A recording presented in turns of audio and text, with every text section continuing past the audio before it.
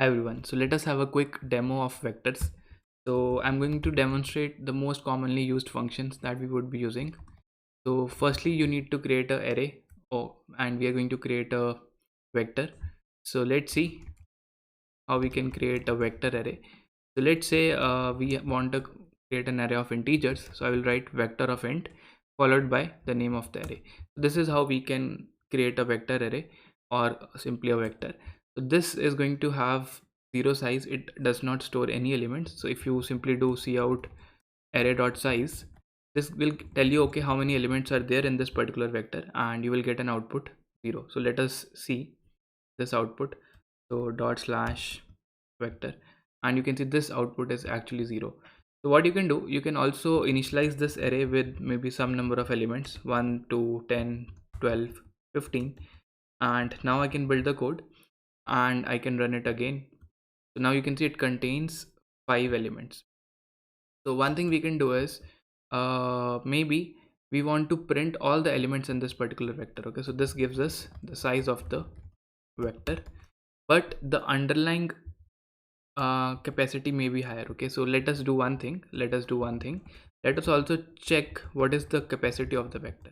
Okay, so size basically tells you the number of elements, and capacity basically tells you what is the actual memory allocated to this particular vector. So if I do cout array dot size array dot capacity, I will get to know the size of the underlying memory.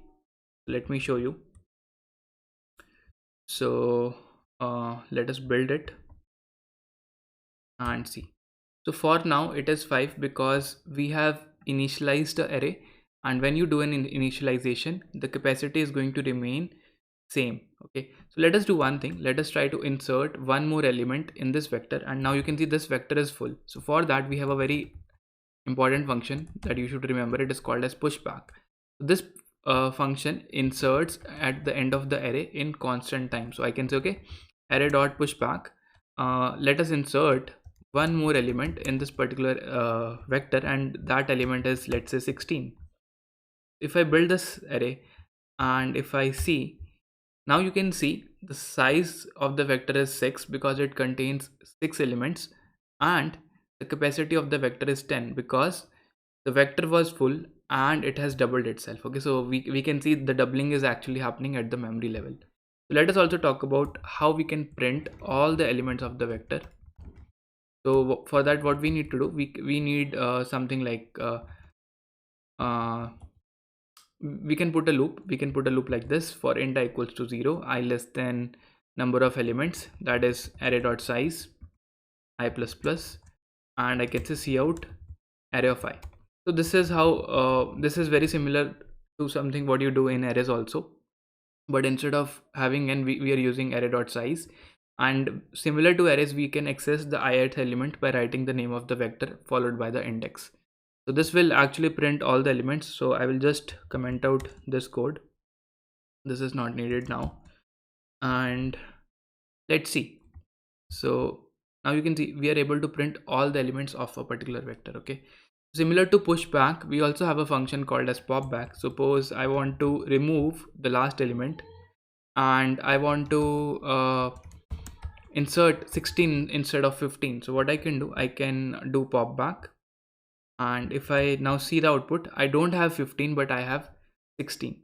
So similarly, we have a lot more other functions inside a vector. So one of the function is called insert. If you want to insert in the middle of the vector, there is a function erase if you want to remove particular element from a vector. And there is also one interesting thing about vector is you can also use fill constructor to create a vector which is initialized with a particular value. For example, instead of writing like this, I want to use a fill constructor.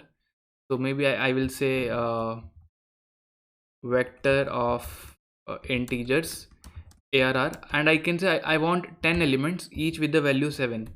So if I just build this code and show the output to you, you can see we have 10 elements each with the value 7, and after that we have pushed back one element, that is 16. So this is very helpful. We will be using such initializations throughout the course.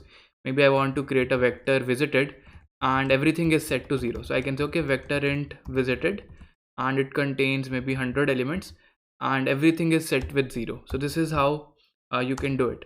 Okay, so this initialization is called as initialization using a fill constructor. So that's all. That's a quick demo of vectors, and in the next lecture I will also show you how you can create a 2D vector, that is a vector of vector.